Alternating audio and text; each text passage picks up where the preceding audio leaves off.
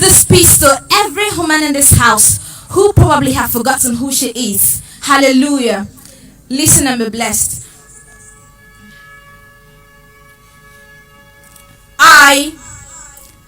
I need a concrete explanation for certain things that stays afloat in my mind, refusing to sublime to other things I have come to know. Things like why the word woman is always correctly spelt but wrongly interpreted because they try to pretend like her value is still unknown.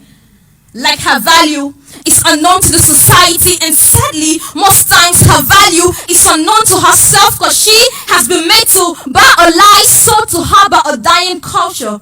Her eyes blindfolded from seeing the light that she truly carries, and then she moves around trying to seek refuge under the shadow of someone else's reflection. How can you carry light but still ruminate in the dark? Rise up, woman. The society isn't naive about what our worth is, but when light becomes too bright, it tends to affect the eyes. So I am not surprised when they try to act blind, because when you are ignorant about the radiation of light you get to pair with your eyes, and it affects your sight. So rise up and shine. It doesn't matter whose eyes gets affected. I know my worth, and for that reason, when they try to call me names that does not align to my true identity, I do not respond. I can decipher right from wrong. So when they say a woman is inadequate, I say till you give her the room to prove her potential, she will never know how much capacity she has. When they say a woman's education ends in the kitchen, well, I say that is only the beginning, because that is where she learns to spice up life with her elegance. When they say a woman is only meant for the other room, well, I say she is also meant for the classroom, a place where she isn't subjected to only displaying her bad skills, but her mind skills. We cannot counter lies till we come in contact with truth. So I am sorry. I am sorry to that girl who had dreams at childhood but lost it in adulthood because she didn't get the support she needed to give life to her aspirations. I am sorry. I am sorry to that girl whose dreams got murdered after she became a mother because she was taught that wifely duties were the only essence of her existence. I am sorry. But this is resurrection morning, a morning where scales will fall off eyes and dead dreams will come back to life, because we will rise to a point where we are no longer judged by what we do but what we can offer, because productivity is not gender based. So let me redefine this entity called a woman. When God was done creating a man, he needed a touch of perfection to seal his creation. So making a woman was the only variable to complete his equation.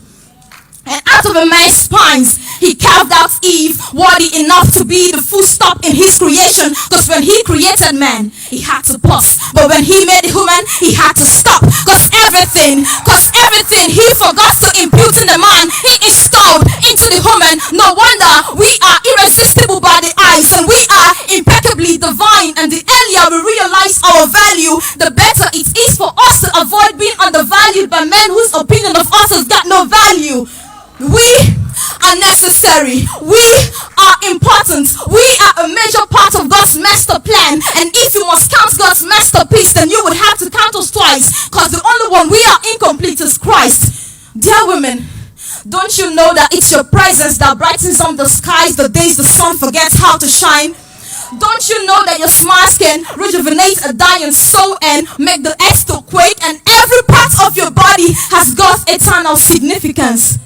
Because your eyes is a reminder that God had to see through the dark to call forth light, and he sees through your eyes to call forth life. Your ears serves as a reminder that God's voice can penetrate through thick walls, because your ears listen to words he never says. Can't you whisper out your name?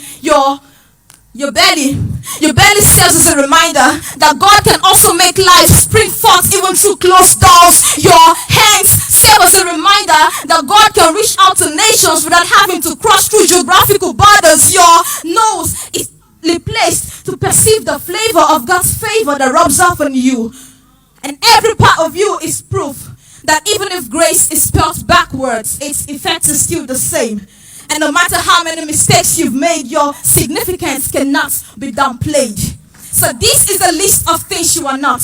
You are not a liability, for in you lies the ability to provoke changes when necessary. You are not inadequate. Ask Esther. You are not a mistake. Ask Eve. You are not inferior. Ask Ruth. You are not incapacitated. Ask Deborah. So when they call you weak, tell them that strength isn't measured by the size of muscle, but by the size of the heart, and your ability to love without limits makes you strong. When they call you broken, tell them a broken spirit doesn't equate a bad identity. For if you look through the lenses of God, you will see that you are complete in Him. You are beautiful. Woman, you are beautiful. You are beautiful, and you do not need lashes or Mary Kay to verify your beauty. You are beautiful. You are God's own, His very heartbeat.